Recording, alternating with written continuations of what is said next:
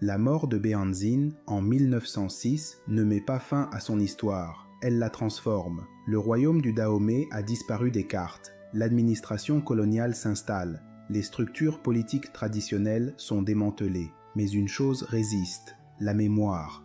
Dans les villages, dans les récits transmis oralement, le nom de Béhanzine continue de circuler. On ne se souvient pas seulement d'un roi vaincu, on se souvient d'un homme qui a refusé de plier, d'un souverain qui a compris trop tôt ce que signifiait la colonisation. Béhanzine n'a pas été parfait. Comme tous les rois de son époque, il a régné dans un monde de guerre, de violence, de rapports de force. Mais face à l'invasion coloniale, il a fait un choix rare, celui de la résistance totale. Il n'a pas signé de traité de soumission. Il n'a pas servi d'intermédiaire au pouvoir colonial. Il a refusé de devenir un roi décoratif.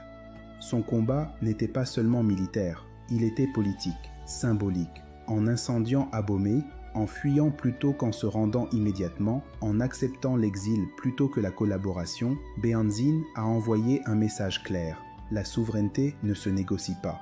Aujourd'hui, au Bénin, Béhanzine est reconnu comme une figure majeure de l'histoire nationale. Son nom est enseigné, ses choix sont débattus, son héritage est réévalué. Il incarne une Afrique qui n'a pas été passive face à la colonisation, une Afrique qui a résisté, parfois jusqu'à l'effondrement. À travers son histoire, c'est une question qui traverse le temps. Que signifie résister quand tout semble perdu?